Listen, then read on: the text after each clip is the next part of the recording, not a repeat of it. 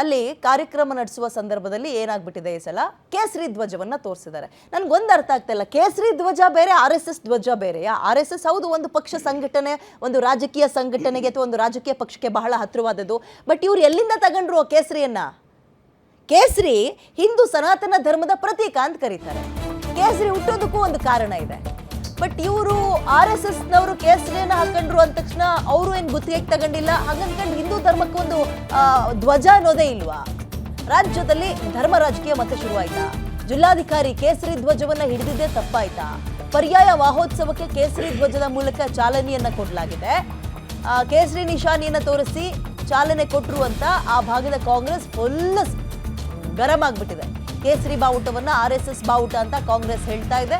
Udupi DC ಸ್ವರೂಪ ಅಮಾನತಿಗೆ ಕಾಂಗ್ರೆಸ್ ನಾಯಕರು ಪಟ್ಟು ಹಿಡಿದಿದ್ದಾರೆ. ಜಿಲ್ಲಾಧಿಕಾರಿ ಸ್ವರೂಪ ಅಮಾನತಿಗೆ CM ಸಿದ್ದರಾಮಯ್ಯ ಅವರಿಗೆ ಪತ್ರ ಬೇರೆ ಬರೆದಿದ್ದಾರೆ. ಉಡುಪಿ ಕಾಂಗ್ರೆಸ್ ಕಾನೂನು ಮತ್ತು ಮಾನವ ಹಕ್ಕುಗಳ ಸಮಿತಿಯಿಂದ ಪತ್ರ ಬರೆದಿದ್ದು, ಕಾಂಗ್ರೆಸ್ ಪತ್ರ ಪೋಸ್ಟ್ ಮಾಡಿ X ನಲ್ಲಿ ರಾಜ್ಯ ಬಿಜೆಪಿ ಆಕ್ರೋಶ ವ್ಯಕ್ತಪಡಿಸ್ತಾ ಇದೆ. ಬಿಜೆಪಿ ಅವ್ರದ್ದೇನು ಅಂದ್ರೆ, ಅಲ್ಲ ರೀ ನೀವು ಪಾಕಿಸ್ತಾನಕ್ಕೆ ಜೈಕಾರ ಹಾಕೋರಿಗೆ ಕಾಂಗ್ರೆಸ್ ರಕ್ಷಣೆ ಕೊಡ್ತೀರಾ ಅಂತ ಗರಂ. ಕರಾವಳಿಯಲ್ಲಿ ಈಗ ಧ್ವಜ ದಂಗಲ್ ಶುರುವಾಗಿದೆ ಕೂಡ ನಾವು ಕಾಣಬಹುದು. ಮಹಿಳೆಯರು ಇಕ್ಕೆಲಗಳಲ್ಲೂ ಕೂಡ ನಾವು ಕಾಣಬಹುದು. ಮಹಿಳೆಯರು, ಮಕ್ಕಳು, ಗಂಡಸರು, ಪುರುಷರೆನ್ನದೇ ಆಗುವಂತಹ ದಾರಿಯ ಇಕ್ಕೆಲಗಳಲ್ಲೂ ಕೂಡ ನಾವು ಕಾಣಬಹುದು.